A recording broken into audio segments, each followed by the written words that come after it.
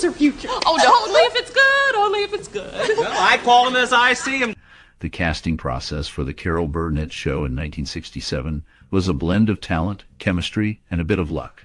Carol Burnett herself was a well-known performer, and her vision for the show included a diverse and dynamic cast. During auditions, Burnett sought actors who could not only deliver laughs, but also connect with her style of humor. Each actor brought something unique to the table, which was crucial for the ensemble feel of the show. Vicki Lawrence, who had been a fan of Burnett, caught the attention of the producers with her impressive singing and comedic skills. Her audition showcased her ability to blend humor with heartfelt moments, making her a perfect fit. Harvey Korman, known for his versatility, impressed everyone with his ability to switch between characters seamlessly. His chemistry with Burnett was evident from the start, leading to a strong partnership on screen. Conway, a master of improvisation, was brought in after impressing the team with his quick wit and ability to make others laugh. His playful nature added a new layer to the show, and his chemistry with the cast was undeniable. The auditions included chemistry tests where actors performed together, allowing producers to see how well they interacted. This was crucial, as the show relied heavily on the ensemble's dynamic. The pivotal moment came when the producers realized that the chemistry among the cast members was electric. They decided to cast the group not just for their individual talents, but for how well they worked together. This decision shaped the show's future, leading to memorable sketches and a lasting legacy in television history. The combination of talent, chemistry, and the right choices during auditions created a beloved show that resonated with audiences for years to come.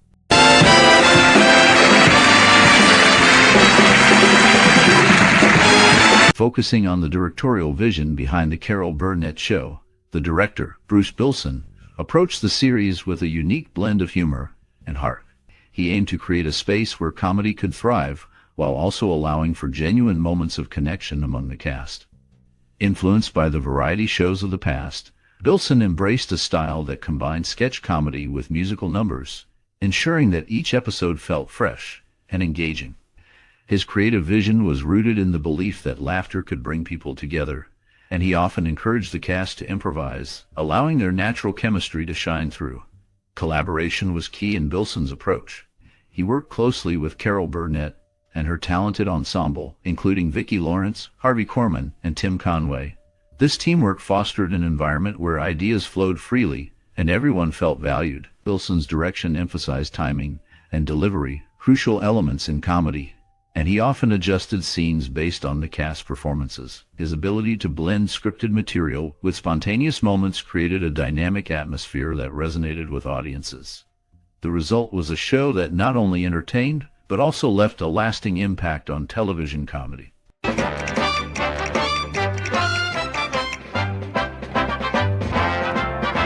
The Carol Burnett Show, which first aired in 1967, is a classic variety show that brought laughter to millions.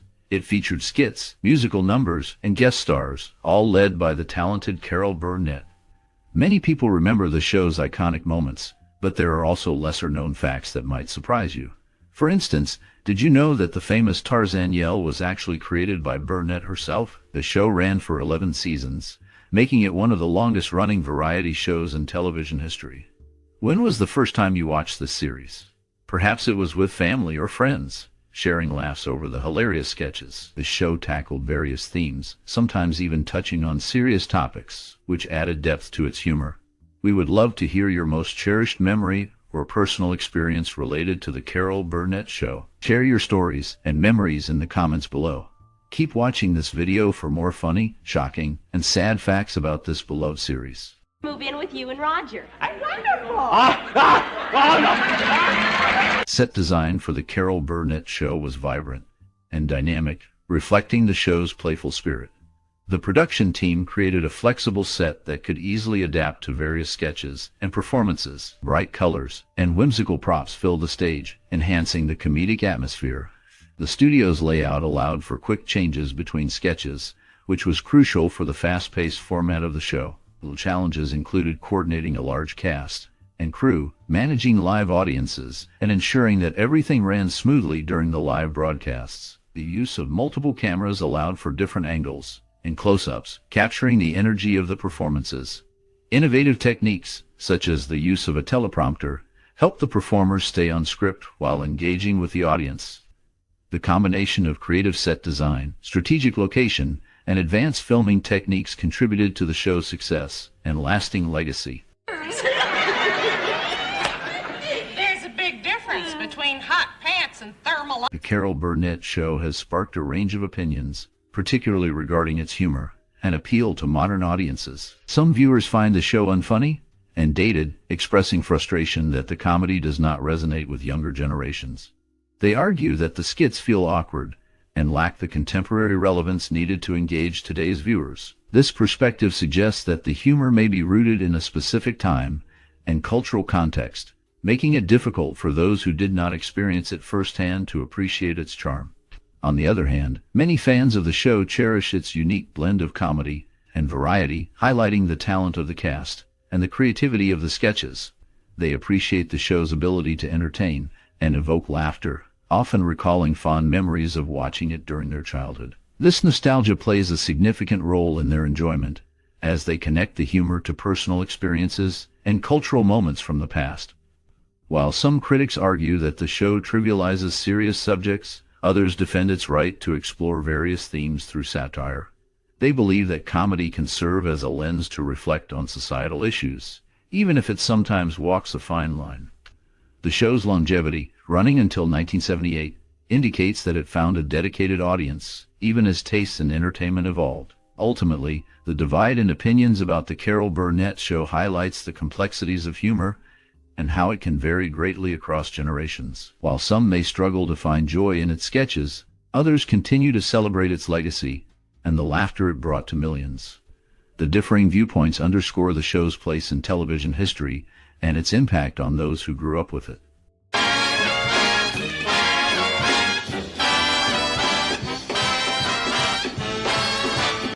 The creation of the score and soundtrack for the Carol Burnett Show played a vital role in shaping the show's unique identity. Composers like Joe Hamilton crafted memorable themes that resonated with the audience, enhancing the comedic and emotional moments throughout the series.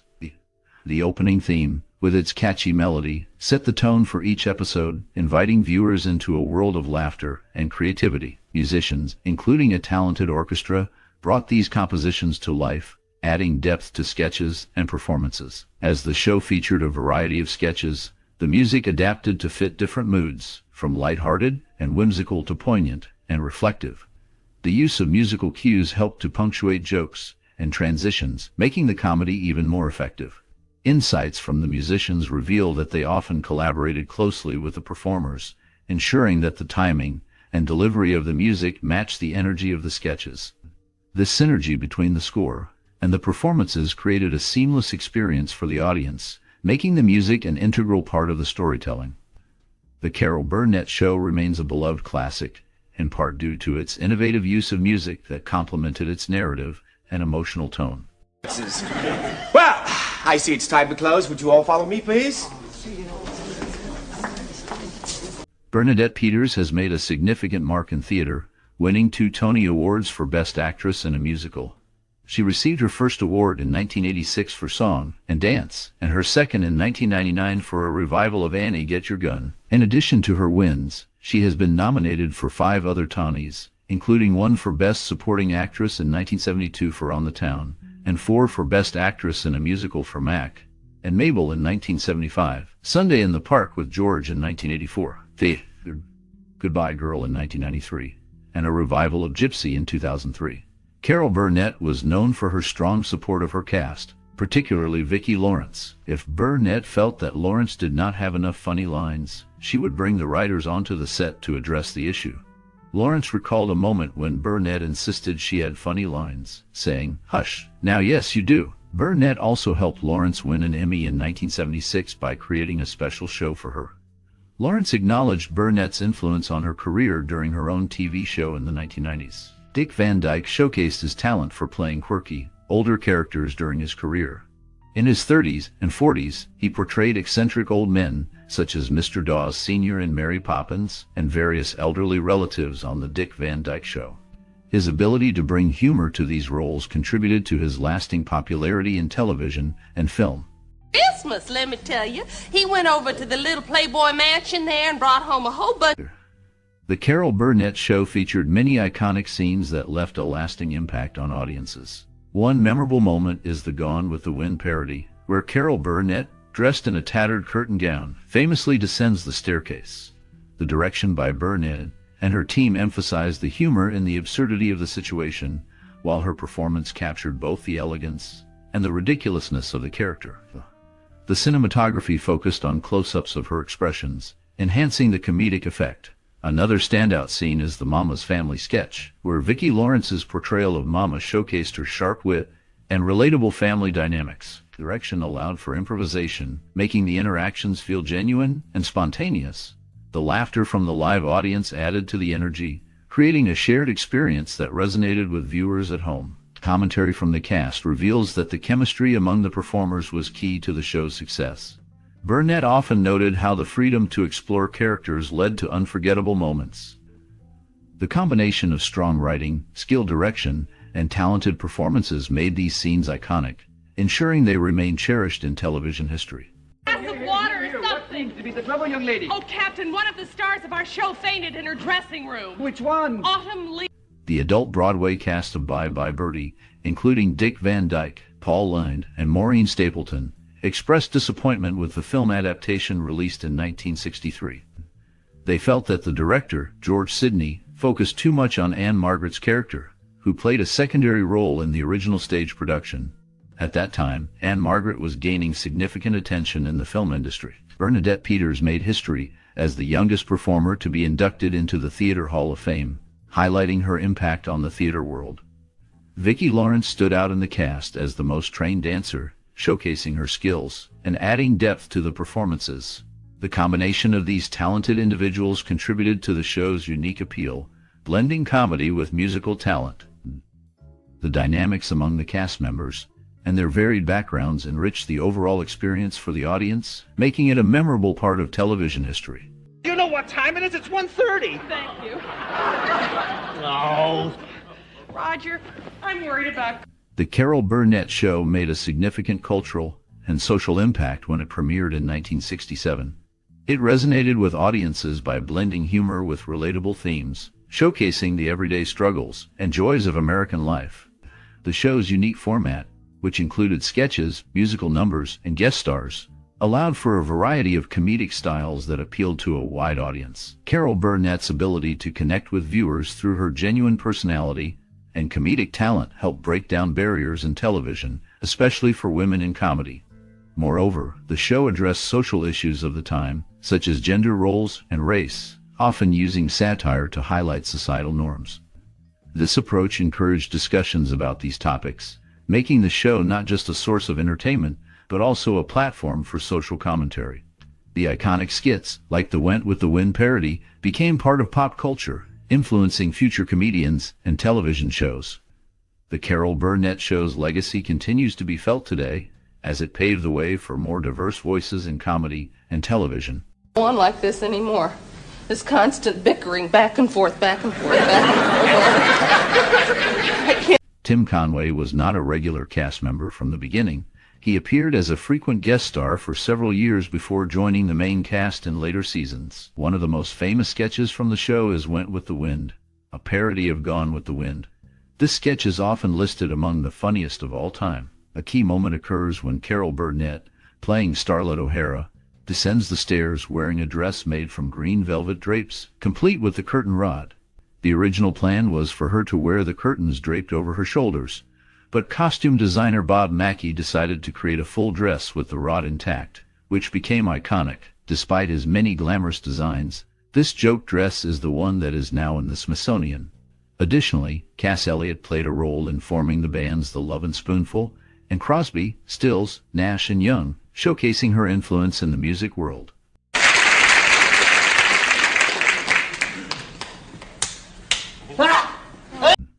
The Carol Burnett show received widespread acclaim during its run, becoming a beloved staple of American television. Critics praised its unique blend of comedy sketches, musical numbers, and guest appearances. Many noted the show's ability to tackle social issues with humor while maintaining a lighthearted tone. Audience reactions were overwhelmingly positive, with viewers appreciating the show's warmth and the chemistry among the cast members. The show's format allowed for creativity and spontaneity, which resonated with fans. In terms of accolades, the Carol Burnett show won numerous awards, including multiple Emmy Awards. It garnered recognition for its writing, directing, and performances, particularly highlighting Burnett's talent as a comedian and actress. The show's success also led to several nominations, showcasing its impact on television comedy. These awards and nominations not only validated the hard work of the cast and crew, but also solidified Burnett's legacy in the entertainment industry. The recognition helped pave the way for future variety shows and inspired many comedians who followed in her footsteps. I can't lose when it rains. In the mid-1950s, Steve Lawrence gained fame as a regular on a popular television show. During this time, he met Eddie Gourmet, and they later married. Their partnership became well known in the entertainment industry. The series concluded with a special episode that showcased highlights from its entire run, allowing fans to relive memorable moments. This final episode served as a tribute to the show's legacy and its impact on television. In a different context, Helen Reddy, a notable singer, released her first Christmas collection in 2000. Titled Helen Reddy, The Best Christmas Ever, this album added to her extensive discography and showcased her musical talent. The connections between these artists and their contributions to entertainment reflect a rich history of television and music that continues to resonate with audiences. Extravagant, Mickey? Oh, no, it only cost me about $20. Mother. During the making of the Carol Burnett show, the cast and crew shared many memorable moments that highlighted their camaraderie and creativity. One time, Carol Burnett decided to surprise her cast with a spontaneous skit. She walked into the rehearsal room dressed as a character from Gone with the Wind, complete with a green curtain dress. The laughter that erupted was infectious, and it set the tone for the playful spirit of the show. Tim Conway often played pranks on his fellow cast members. In one instance, he pretended to be stuck in a prop door during a live taping. The audience roared with laughter, but the best part was watching Carol try to keep a straight face while he struggled to get out. Behind the scenes, the crew worked tirelessly to create the elaborate sets and costumes. They often pulled all-nighters to ensure everything was perfect for the live audience. The bond between the cast and crew was strong, with everyone pitching in to help each other. During breaks, the cast would gather to share stories and jokes, creating a family-like atmosphere. This sense of unity was evident in their performances, making the show a beloved classic.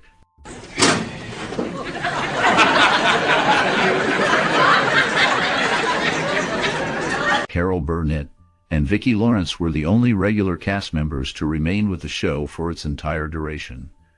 This long-standing partnership contributed to the show's unique charm and consistency.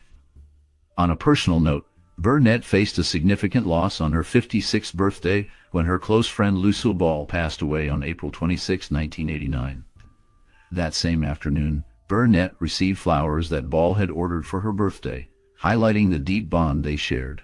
In another notable moment, Paul Lynde, a frequent guest on the show, received the title of Funniest Man of the Year at the 6th Annual American Guild of Variety Artists Awards in 1976. In a surprising move, he handed his award to host Jackie Gleason, calling him the funniest man ever.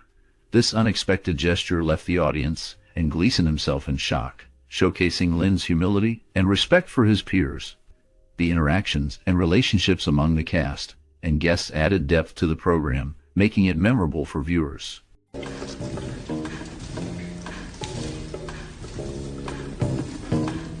The Carol Burnett show left a significant mark on television and comedy. Its unique blend of sketch comedy, musical numbers, and heartfelt moments set a new standard for variety shows.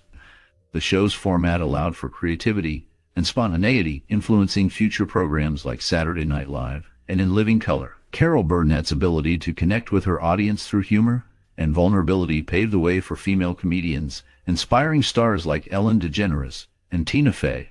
The show's memorable characters, such as Mistress Wiggins and the family from the family, became iconic, showcasing the power of character-driven comedy. Its innovative use of audience interaction, where Burnett often broke the fourth wall, changed how performers engaged with viewers. The show's legacy continues in modern television, where sketch comedy remains popular. Its impact on storytelling and character development can be seen in many contemporary series. The Carol Burnett Show not only entertained, but also shaped the landscape of comedy for generations to come.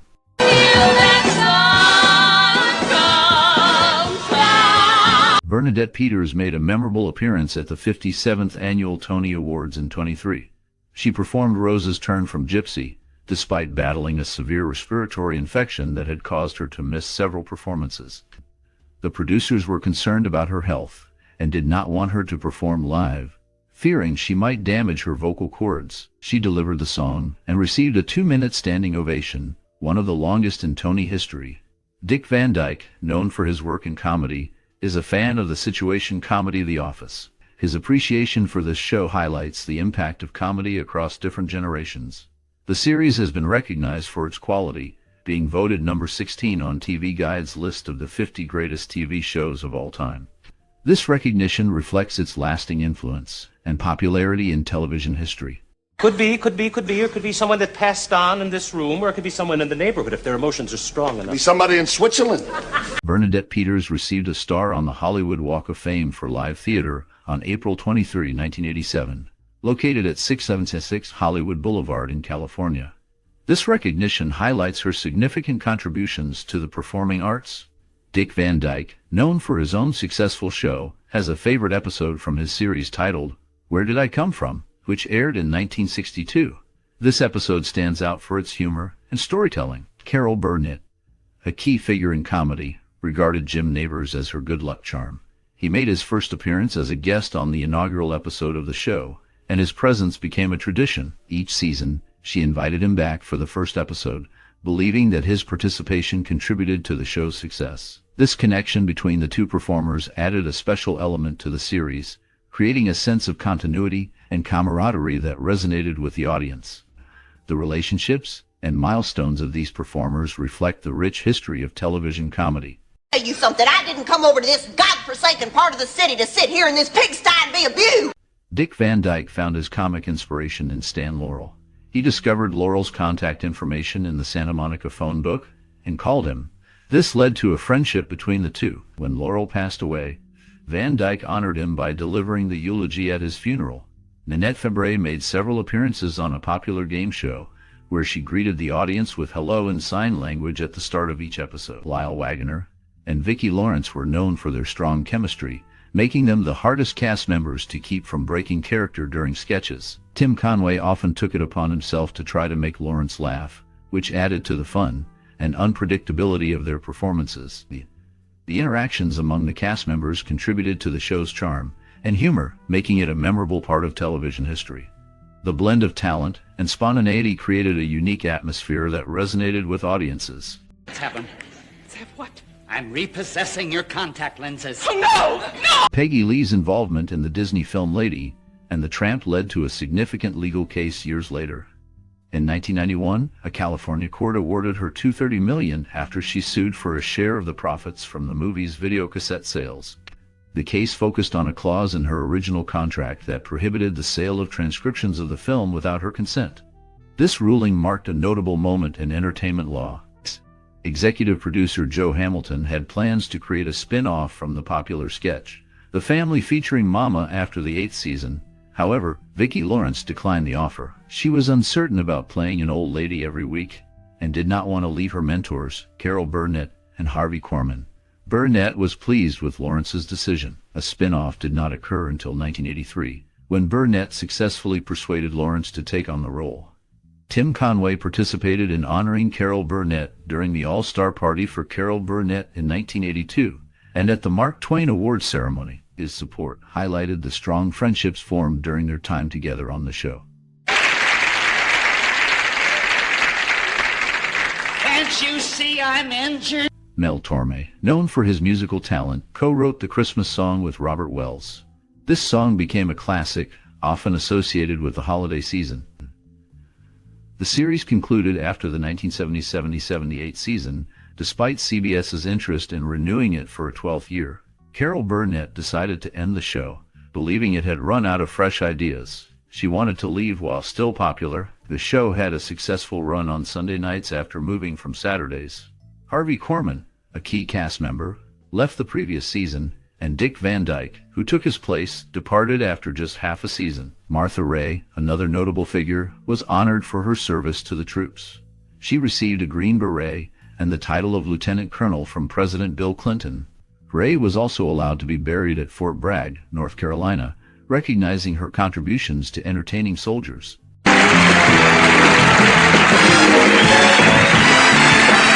Steve Lawrence was a close friend of Carol Burnett and Jerry Lewis. Roddy McDowell, another notable figure, faced a significant incident in 1974 when the FBI raided his home. During this raid, they seized a large collection of films and television series as part of a copyright infringement investigation.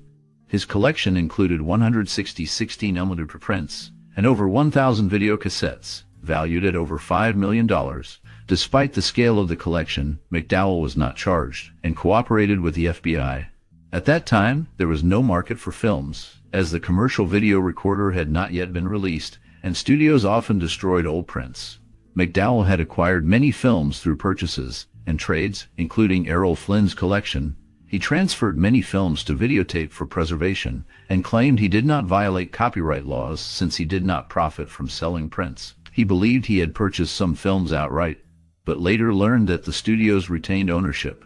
McDowell also mentioned other celebrities, like Rock Hudson and Mel Torme, who had similar collections. Additionally, he was considered for roles in Star Trek, including Trelane, but concerns about his appearance led to the casting of another actor. He was also a candidate for the voice of Armus and for the role of Constable Odo in later series. Excitement would surely kill me. The least bit of excitement would kill you. Oh, darling, no. Cass Elliot was honored posthumously when the Crosby, Stills and Nash Greatest Hits album was dedicated to her in 2005. This recognition highlighted her impact on music and her legacy in the industry. Rock Hudson made significant career choices, notably turning down major roles in films like Sayonara, The Bridge on the River Kwai, and Ben-Hur. These films became highly successful, while his choice to star in A Farewell to Arms resulted in one of the biggest flops in cinematic history. This decision is often discussed in the context of his career trajectory. Dick Van Dyke recorded an album titled Songs I Like by Dick Van Dyke on November 22, 1963. During the session, news broke about the assassination of President John F. Kennedy. Despite the shock and sadness, the recording continued, driven by a deadline from Command Records. Van Dyke later reflected on the session, noting that the emotional weight of the news made it hard for him to remember the details clearly.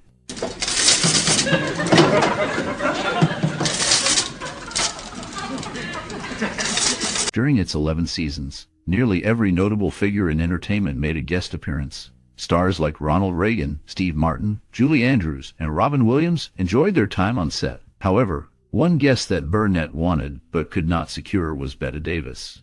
Davis's high fee exceeded the show's budget, and while an exception could have been made, executive producer Joe Hamilton felt it would set a bad precedent. Each episode was filmed twice in front of different audiences, with the best moments from both performances edited together. The first taping followed the script closely, while the second allowed for improvisation, often resulting in the funnier segments. Vicki Lawrence, a prominent cast member, was a fan of game shows and appeared on several, including the 10,000 Pyramid and Match Game. She also hosted Win, Lose or Draw, and featured her character Mama on Jeopardy! In a memorable moment, Lawrence even paid tribute to game shows on her own talk show, Vicki.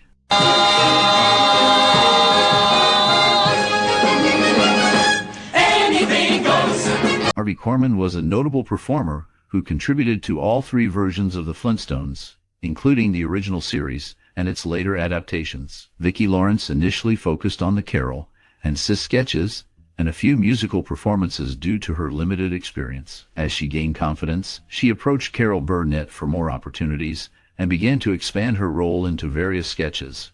Carol Burnett herself was involved in a legal dispute in 2007 when she sued 20th Century Fox. The lawsuit addressed issues of copyright infringement, trademark violation, invasion of privacy, and misappropriation of her name and likeness. This was in response to an altered version of her signature closing song, and the portrayal of her cleaning lady character in an episode of Family Guy. A federal judge dismissed the case, citing the precedent set in Hustler magazine for Falwell, which allowed for parody of public figures. The legal outcome highlighted the complexities of intellectual property rights in entertainment.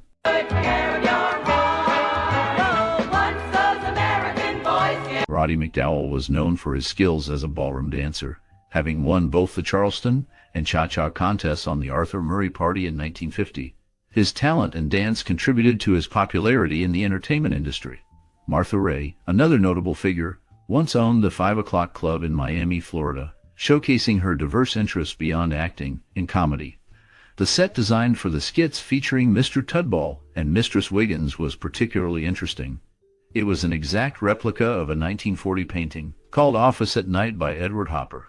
The set designer meticulously reproduced the painting, paying close attention to details such as the arrangement of office furniture and the wainscoting on the walls. This attention to detail added depth to the performances and created a familiar backdrop for the characters. The combination of these elements contributed to the show's unique charm and appeal, making it a memorable part of television history.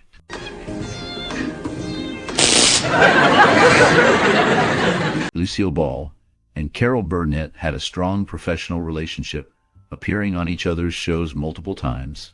Carol often credited Lucy for providing her with opportunities when she struggled to find work. Their friendship extended to appearances on the Dinah Shore talk show in the late 1970s, showcasing their mutual respect and support in the entertainment industry. Rock Hudson faced significant health challenges in the early 1980s. He underwent emergency quintuple heart bypass surgery in November 1981 due to severe coronary artery issues. After his surgery, he resumed smoking, which affected his health. During the filming of The Ambassador in 1984, he appeared frail and had difficulties with his co-star Robert Mitchum, who struggled with alcoholism. Additionally, production on the television series The Devlin Connection was delayed for a year while Hudson recovered from his surgery. These events highlighted the challenges he faced during his later career.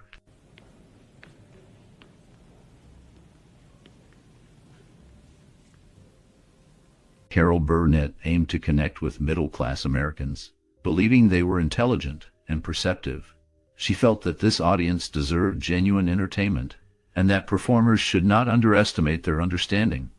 In the show's family sketches, Vicki Lawrence, despite being in her mid-20s, convincingly portrayed a woman in her 60s. This casting choice highlighted the show's commitment to humor and character depth, allowing younger actors to take on diverse roles. Rock Hudson, known for his work in film and television, grew a mustache and sideburns for his role in The Undefeated in 1969. He chose to keep that look throughout the 1970s, which became a recognizable part of his image. The series often featured guest stars, and Hudson's appearance added to the show's appeal. The blend of comedy, character versatility, and star power contributed to its lasting impact on television. The focus on relatable themes and strong performances made it a significant part of entertainment history. With her, but he sounds absolutely fascinating, Philip. He's a In the world of television, Dick Van Dyke made significant choices that shaped his career. He was offered the role of Ambassador Robert Thorne in a horror film, but turned it down due to its violent content.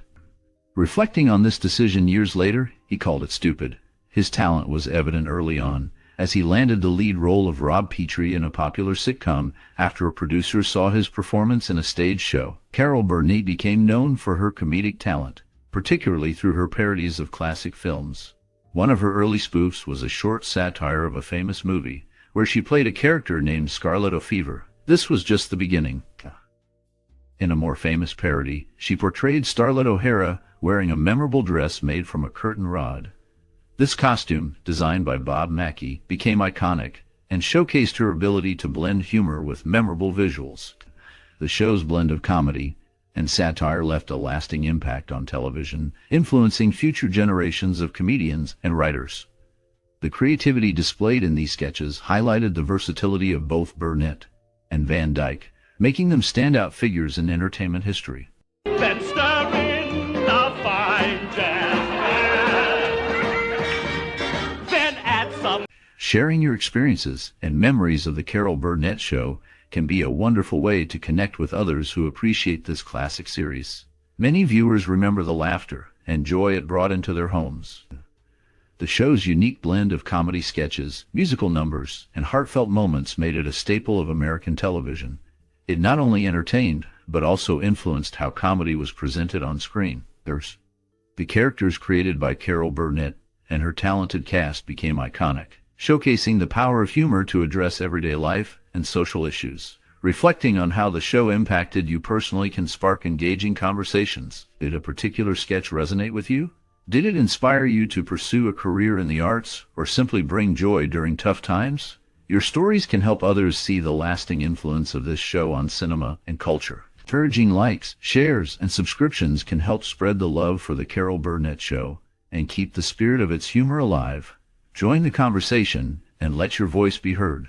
Autumn Levy.